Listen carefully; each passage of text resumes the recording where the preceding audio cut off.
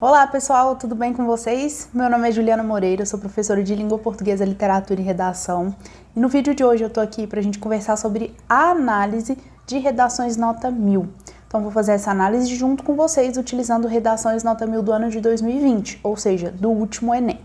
Se você tem interesse nesse assunto, em tudo que diz respeito à redação do Enem, não se esqueça de se inscrever aqui no canal e clicar no sininho para receber as notificações. Além disso, é muito importante para mim que você deixe o seu like logo aqui no comecinho do vídeo e compartilhe ele com seus amigos. Bom, conforme eu antecipei para vocês, então a gente vai analisar duas redações nota 1000 do ano de 2020. Essas duas redações foram disponibilizadas pelas alunas e eu tive acesso a elas a partir do site Brasil Escola. Então coloquei aqui bem na descrição do vídeo para vocês o site no qual eu peguei esses textos para a gente fazer essa análise. Por que eu estou falando isso? O INEP, o MEC, ainda não liberou quais são as redações nota 1000 de 2020, ainda não tem o espelho da redação, né? Mas essas alunas fizeram aí a gentileza de disponibilizar o texto delas, então a gente vai aproveitar isso para poder fazer a análise. Bom, primeiro de tudo, por que fazer uma análise de uma redação nota 1000? É super importante que vocês entendam quais são os padrões de redações com nota máxima. Vocês vão perceber que esse padrão ele existe. Há muitas semelhanças entre os textos que a gente vai ver aqui. E é bacana que vocês entendam quais são essas semelhanças para que vocês levem isso para o texto de vocês. Além disso, essa análise permite que você perceba o que está faltando no seu texto ou o que está apresentado no seu texto, mas de forma não tão adequada ou não tão legal, beleza? Bom, o tema de 2020 foi os estigmas associados às doenças mentais na sociedade brasileira. Esse foi um tema que muitos de vocês acharam bom, mas que alguns tiveram muita dificuldade, principalmente porque muitos não escreveram sobre estigma. Então, trataram muito bem a respeito de doenças mentais ou de saúde mental, mas esqueceram de tratar do estigma. Isso não poderia acontecer de forma alguma, porque senão a gente está diante de um texto tangente ao tema. Se você ainda tem dúvida a respeito desse tema, o que significa estigma e como isso poderia ser abordado na redação, vou deixar um vídeo aqui no card para vocês e também na descrição do vídeo, que explica direitinho, faz a análise do tema para vocês, tá bom? Então aqui eu vou focar no texto dessas duas alunas e vou fazer a análise dele junto com vocês. Bom, o primeiro texto aqui é da aluna Júlia Sampaio e a gente vai começar por ele, tá? No filme estadunidense Coringa, o personagem principal, Arthur Fleck, sofre de um transtorno mental que o faz ter episódios de riso exagerado e descontrolado em público, motivo pelo qual é frequentemente atacado nas ruas.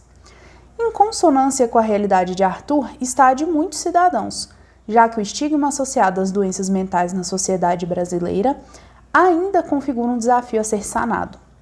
Isso ocorre seja pela negligência governamental nesse âmbito, seja pela discriminação dessa classe por parcela da população verde e amarela. Dessa maneira, é imperioso que essa saga social seja resolvida, a fim de que o longa norte-americano se torne apenas uma ficção.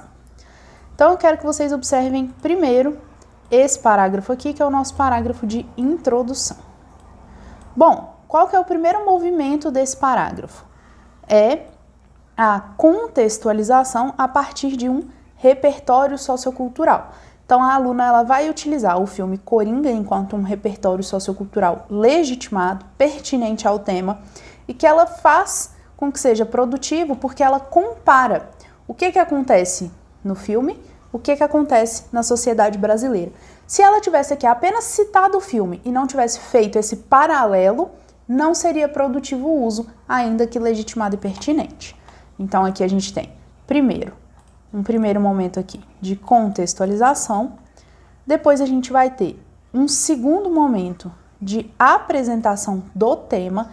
Percebam que ela vai apresentar o tema com todas as palavras, o estigma associado às doenças mentais na sociedade brasileira. Eu já falei muito isso aqui para vocês. O tema ele sempre precisa ser apresentado com todas as palavras que fazem parte da composição dele, tá? E depois a gente tem um terceiro momento em que ela vai apresentar o projeto de texto ou plano de texto.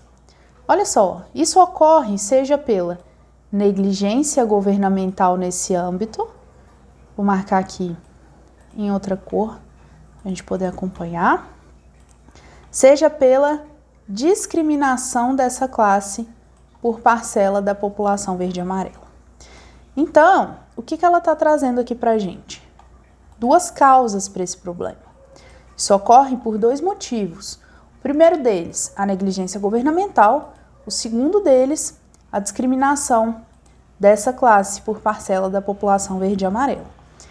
Bom, por fim, tem aqui um momento em que essa aluna ela aponta para a necessidade de solução desse problema. Então é imperioso que essa saga, e aqui tem um erro, eu não sei se esse erro de grafia foi da aluna na hora da prova ou foi do site na hora de disponibilizar, tá? Então vamos só deixar aqui, imagino que a palavra aqui seja saga. Então vamos lá. Saga, beleza. Único equívoco de C1, inclusive nesse parágrafo, único equívoco gramatical. Então vamos fazer o seguinte, vamos entender. Primeiro momento aqui, contextualizou o tema a partir de um repertório sociocultural. Segundo momento, apresentou o tema. Terceiro momento, apresentou o projeto de texto. E no quarto momento, apontou para uma necessidade de solução desse problema.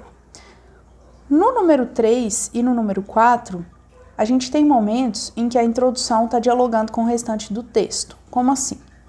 Quando ela diz negligência governamental, tenha certeza que esse aqui vai ser o primeiro argumento. Por quê? É uma antecipação. Então, ele está dialogando com o primeiro argumento. Eu vou desenvolver sobre isso. O segundo, discriminação da classe verde e amarela, tenha certeza que será o segundo argumento. E aqui, quando eu aponto para a necessidade de solução do problema, eu estou apontando para a proposta de intervenção. Então, eu estou dizendo ao leitor, olha, esse problema ele precisa de uma intervenção e eu vou oferecer essa intervenção a você. Então, eu vou apagar aqui, só para ficar mais tranquilo a gente fazer a análise. Vamos lá. Nessa perspectiva, acerca da lógica referente aos transtornos da mente no espectro brasileiro, é válido retomar o aspecto supracitado quanto à omissão estatal nesse caso. Então, conforme a gente já esperava, porque foi isso que a introdução trouxe para nós, a aluna, ela dialoga negligência com omissão estatal. Então, ela recupera aqui a partir de sinônimo, da forma como a gente imaginou mesmo que aconteceria. Da forma como o corretor estava esperando. Se você antecipa algo na introdução, você precisa desenvolver depois. Segundo a OMS, o Brasil é o país com maior número de casos de depressão na América Latina. E, mesmo diante desse cenário alarmante, os tratamentos às doenças mentais, quando oferecidos, não são, na maioria das vezes, eficazes. Isso acontece pela falta de investimento em centros especializados no cuidado para com essas condições. Então, a aluna vai explicar que a omissão estatal existe e vai mostrar por que ela acontece. Então, ela acontece pela falta de investimento nesses centros especializados. Para isso, fazendo um diálogo aqui com o dado da OMS, que é um repertório sociocultural. Então, a aluna ela está fundamentando a argumentação dela a partir de um repertório. Tranquilo, né? Vamos lá.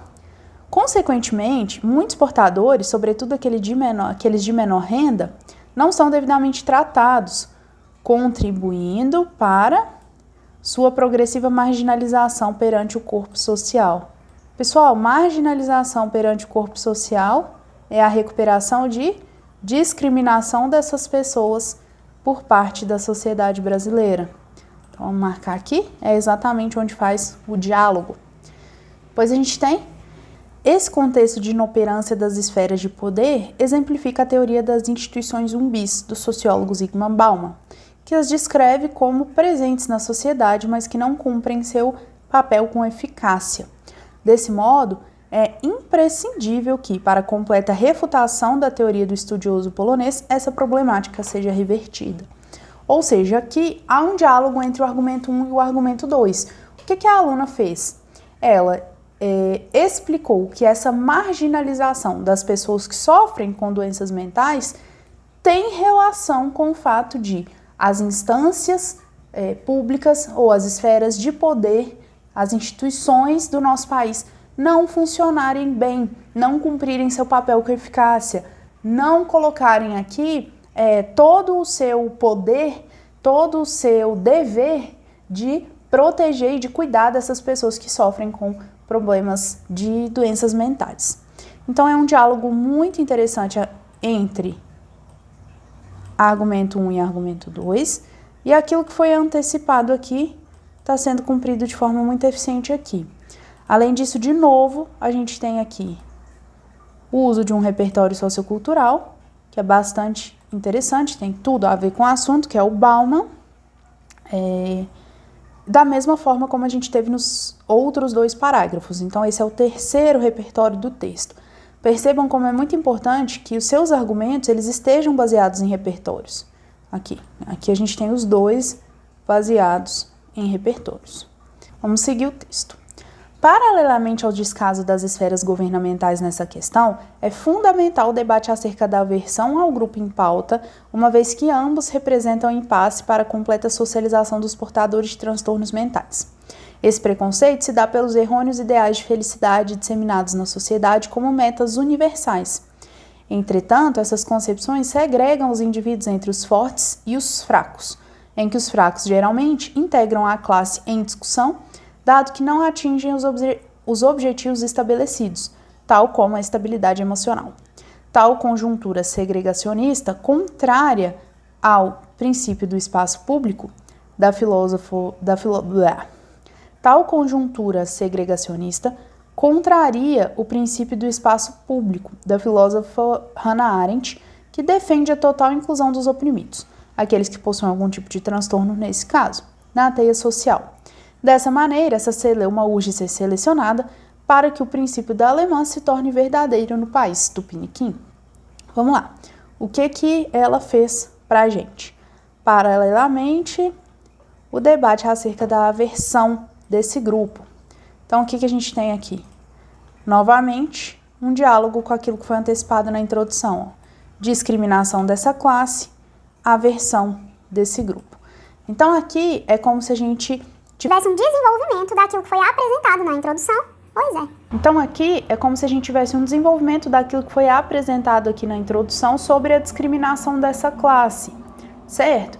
E esse parágrafo que está aqui, entre o que eu vou chamar aqui para vocês de D1, que é o desenvolvimento 1, e entre o D2, é como se fosse um parágrafo de ligação. Ele é o parágrafo que explica aqui a relação entre nós termos um estado negligente e nós termos pessoas que têm preconceito em relação a esse grupo.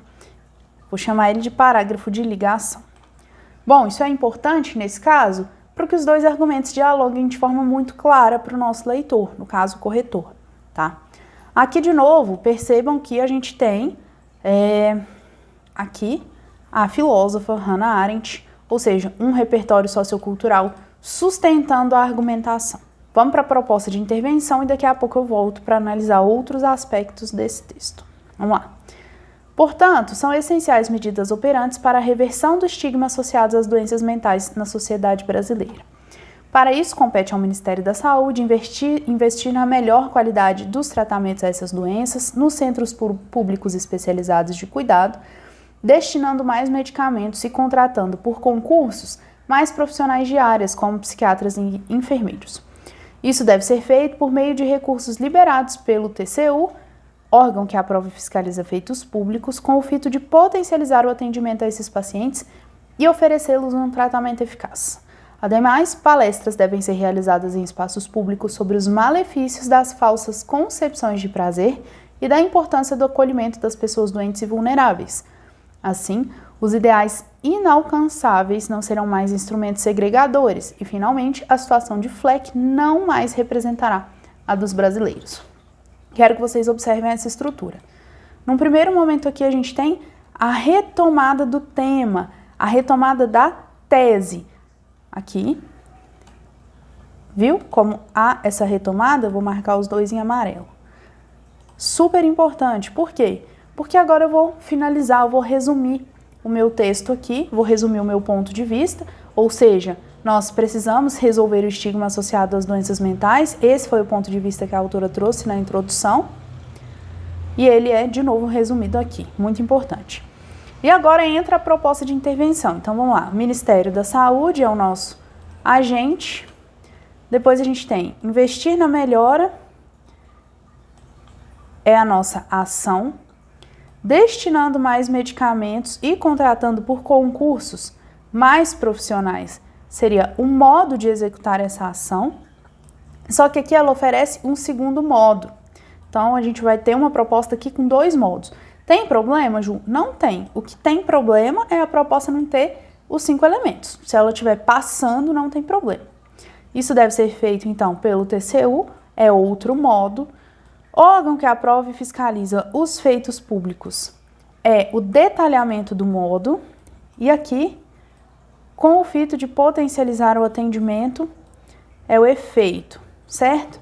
Percebam aqui, para mim, que essa proposta de intervenção, ela dialoga direto com o D1. Então, aqui, ela está solucionando o problema trazido aqui, que é da falta de ação do Estado, ou da negligência estatal. E aqui a gente vai ter outra proposta. Ó. Palestras devem ser realizadas em espaços públicos sobre os malefícios das falsas concepções.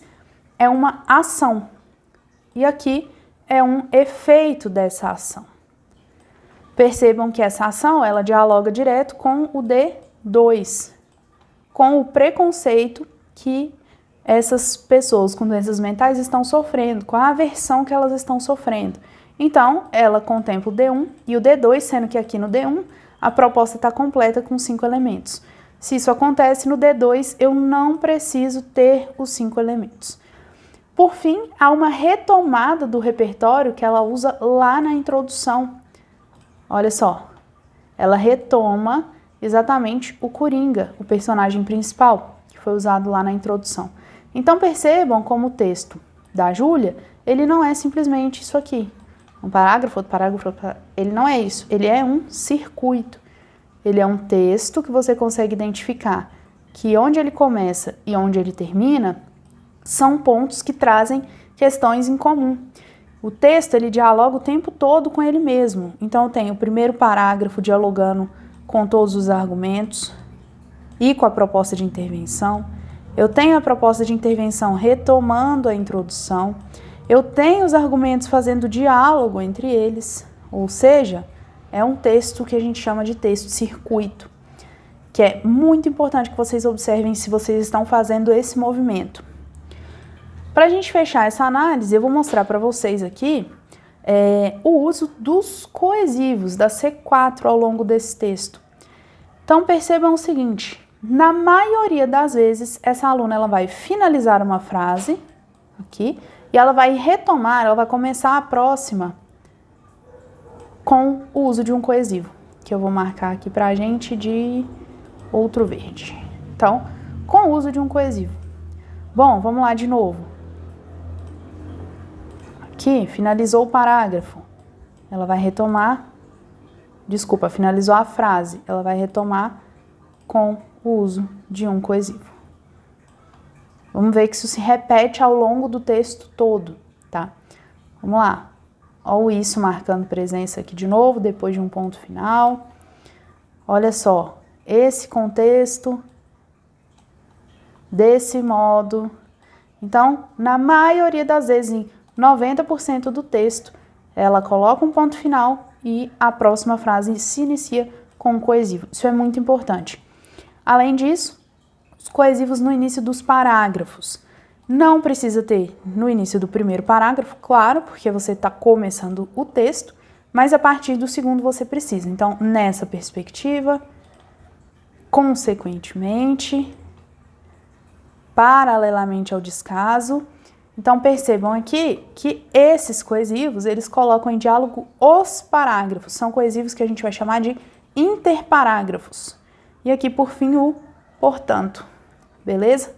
Então, prestem atenção na forma como ela distribui esses coesivos ao longo do texto, para vocês garantirem uma nota de excelência aí na competência 4.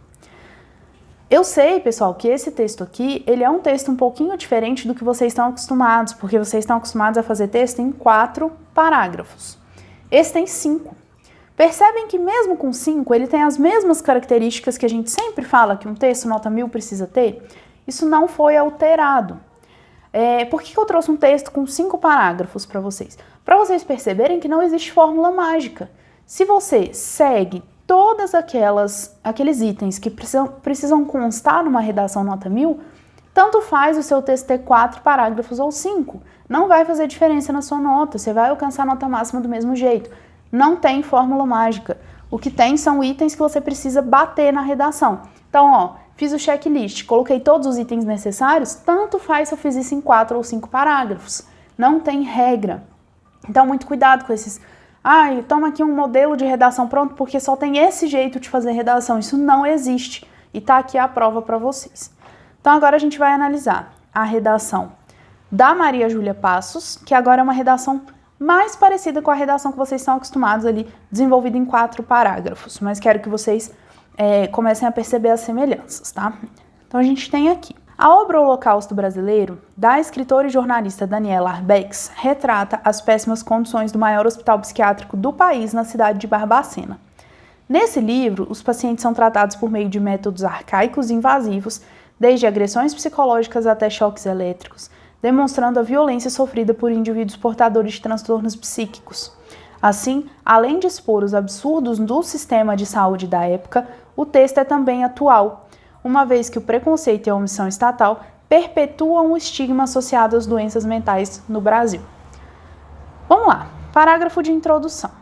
Ela começa com a contextualização para a gente a partir de um repertório sociocultural, beleza? Esse é o nosso primeiro momento. Aqui, como a gente está falando de um repertório que não é ficcional, como no caso do Coringa, essa relação com a sociedade brasileira ela fica mais clara, ela fica mais óbvia, né? Bom,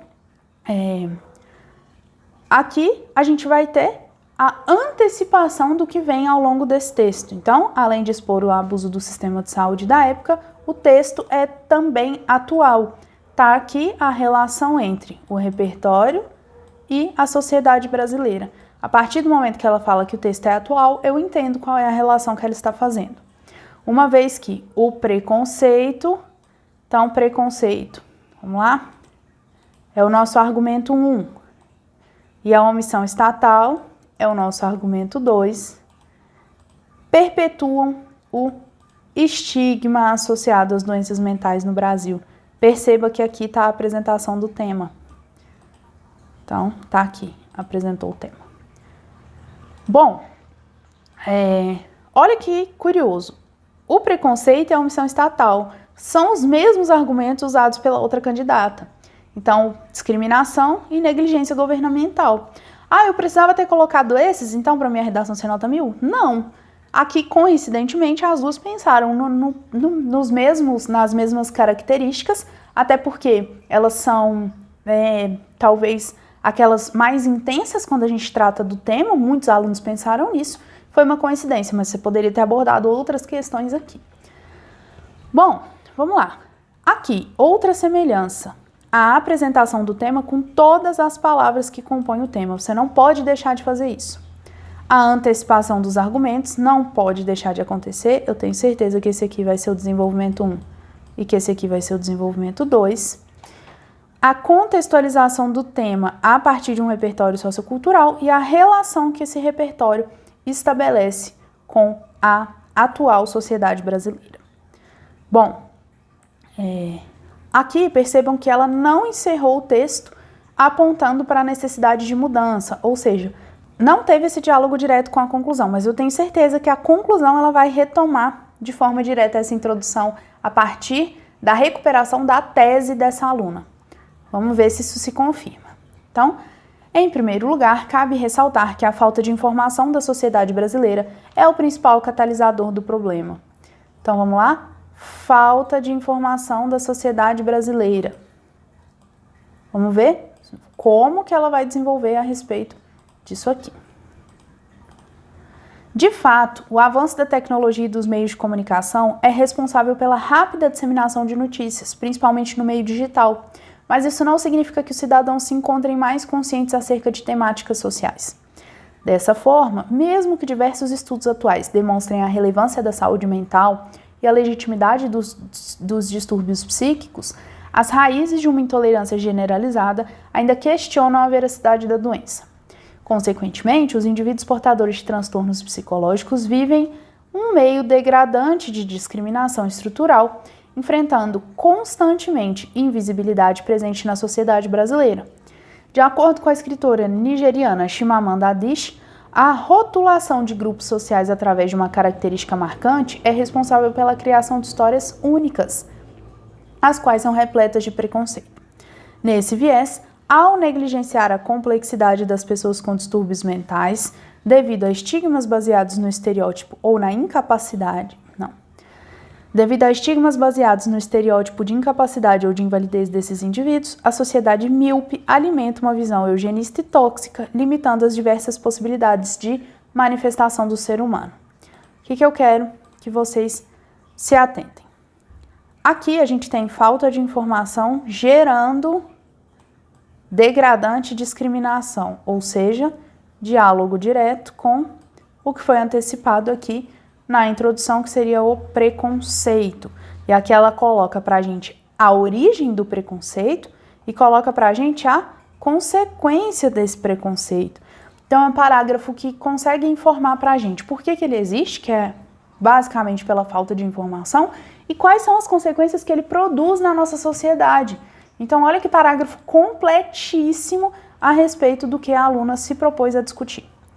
Para sustentar esse argumento, ela traz um repertório sociocultural, que nesse caso é a Chimamanda Adichie, com a ideia dela de rotulação de grupos sociais através de uma característica.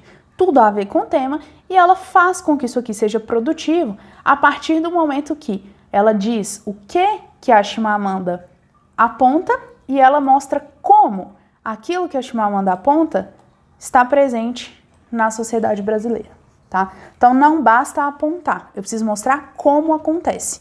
E é perfeitamente o que ela faz aqui. Então agora a gente vai ter.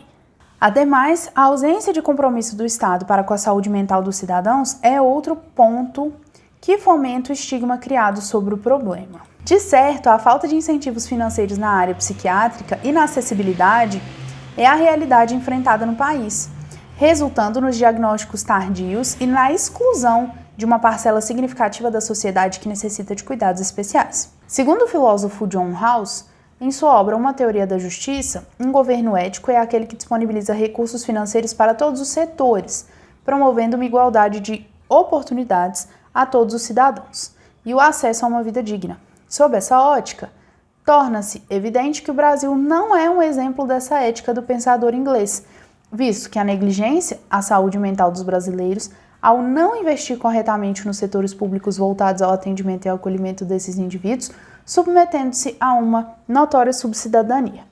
Então a gente tem a ausência de compromisso do Estado. Deixa eu ver que cor que eu marquei aqui. Foi dessa cor aqui. Como o desenvolvimento do D2, conforme a gente também já estava esperando, porque tinha sido antecipado na introdução. Então, corretamente antecipado. Esse aqui é o nosso D2, desenvolvimento 2. Vamos lá. Pessoal, de novo, né? A gente tem um argumento fundamentado por um repertório sociocultural. E, de novo, esse repertório ele não está aqui à toa. Existe uma relação muito direta entre ele e a argumentação. Então, mais uma vez, o que a autora faz? Ela apresenta o repertório sociocultural, assim como ela fez com a Chimamanda Adichie, mas ela não só apresenta, ela relaciona com o que está acontecendo no país. Aqui é a mesma coisa. Ela não só apresenta a ideia contida numa teoria da justiça, ela mostra como isso está acontecendo no país, como isso se relaciona com o que está acontecendo no país. Isso é o mais importante quando vocês vão selecionar um repertório sociocultural. Se você não consegue relacionar esse repertório com aquilo que está acontecendo na sociedade brasileira atual, que é geralmente o que o tema te pede, se selecionou errado. você não tem domínio suficiente desse repertório para fazer o diálogo dele com o seu argumento, tá? Bom, vamos aqui para o final. Fica exposta, portanto, a necessidade de medidas para mitigar o estigma associado aos transtornos. Vocês se lembram que lá em cima eu falei para vocês, olha, ela não antecipou a necessidade de mudança, mas eu tenho certeza de que lá no final ela trouxe esse diálogo com a introdução. Então, tá aqui. Ela recupera a tese e faz o diálogo com a introdução. Então, esse movimento ele não aconteceu, mas esse aqui aconteceu. Vamos lá. Destarte, as secretarias de educação devem desenvolver projetos educativos por meio de palestras e de dinâmicas que levem profissionais da saúde mental e paciente para debaterem sobre o preconceito enfrentado no cotidiano, uma vez que o depoimento individual sensibiliza os estudantes. Isso deve ser feito com a finalidade de ultrapassar os estereótipos prejudiciais. Outro sim, o Ministério da Fazenda deve redistribuir as verbas, principalmente para hospitais públicos e para campanhas de conscientização. Por fim, será possível criar um país mais democrático e longe da realidade retratada por Daniela Arbex. Aqui eu quero mostrar o seguinte para vocês. Vamos lá? A gente tem, vamos marcar todo mundo em laranja, o agente devem desenvolver projetos educativos. É a nossa ação por meio de palestras e dinâmicas. Seria o nosso modo que levem profissionais de saúde mental e pacientes para debaterem sobre o preconceito enfrentado. É o detalhamento do nosso modo, que segue aqui, uma vez que o depoimento individual sensibiliza os estudantes, ou seja, eu estou explicando porque o meu modo deve ser este, eu estou detalhando o modo, e aqui o efeito, isso deve ser feito com a finalidade de ultrapassar os estereótipos prejudiciais. Ou seja, eu tenho uma proposta com 5 elementos válidos, garantir 200 pontos na C5. E aqui percebam que a aluna resolveu exatamente aquilo que foi tratado na D1, no desenvolvimento 1. A gente tinha aqui a falta de informação como algo que gera o preconceito e ela está solucionando isso. Mas ela também cita outro problema, que é a negligência governamental, e ela não deixa de tocar nele. Aqui está uma proposta de intervenção, mesmo que incompleta, porque não precisa ter os 5 elementos, já que a primeira já tem, para solucionar essa questão. Então, aqui seria o Ministério da Fazenda como agente, redistribuir as verbas como ação, principalmente para hospitais públicos e para campanhas de conscientização, seria o nosso detalhamento da ação, tá? E aí, aqui a gente tem uma finalidade ou um efeito que faz o papel de transformar esse texto num texto circuito. Por quê? De novo, ele vai ligar a conclusão com aquilo, vamos subir, vamos ver se ele deixa a gente subir aqui, com aquilo que foi traçado, colocado, apresentado lá no nosso primeiro parágrafo, que é o nosso parágrafo de introdução. Então, tá aqui, demorou, mas chegou. Então, olha o movimento que é feito. De novo, não é simplesmente isso. É um texto que a introdução está antecipando o argumento 1, está antecipando o argumento 2, a conclusão retoma a introdução e os 2 argumentos têm diálogo entre eles. De novo, um texto circuito. Bom, percebam aqui nesse texto o uso de coesivos da mesma forma como acontece no texto anterior. Então, vocês vão perceber que em 90% dos casos, depois de cada ponto final, a gente tem uma frase começando com um coesivo. Então, nesse sentido, aqui eu vou ter o assim, aqui eu vou ter de fato, aqui eu tenho dessa forma, aqui eu tenho consequentemente, e por aí vai, mas sempre começando com um coesivo. E, sem se esquecer, claro, do em primeiro lugar, marcando aqui o início do primeiro parágrafo argumentativo, o ademais marcando o início do segundo parágrafo argumentativo e o portanto marcando o início da conclusão. Então, ao longo do parágrafo, depois de cada ponto final, tem esses coesivos aqui que a gente chama de intraparágrafos, ou seja, ele está dentro do parágrafo, fazendo a relação entre o próprio parágrafo, e no início de cada um, eu tenho os coesivos interparágrafos, que são os coesivos que fazem essa relação entre cada um dos parágrafos. Beleza? Pessoal, então vocês perceberam que tem muitos pontos em comum entre os dois textos. A apresentação do tema, a forma de usar o repertório sociocultural, o uso dos coesivos, a necessidade de antecipar o que vai ser desenvolvido, a necessidade de recuperar aquilo que foi desenvolvido na conclusão, a necessidade de apresentar a proposta em cima do que você desenvolve nos seus argumentos. Então a gente tem bastante semelhança entre uma redação e outra. Apesar disso, a estrutura está diferente. Uma tem 5 parágrafos, a outra tem 4 parágrafos. Por quê? Porque não tem fórmula mágica. O que tem é a necessidade de você compreender o que o Enem espera de você. E é para isso que eu tô aqui, tá bom? Então eu espero que tenha sido útil para vocês essa aula, essa análise dessas redações. Se vocês tiverem dúvida, é só colocar aqui para mim ou me mandar lá pelo Instagram. Lá é uma rede social que eu consigo interagir muito mais com vocês, muito mais rápido. Meu Instagram é @julianamoreira2020, eu vou deixar na tela. E eu tô esperando o contato de vocês por lá, tá bom? Um beijo, até a próxima aula e não se esqueçam de deixar o like aqui nesse vídeo. Tchau, tchau!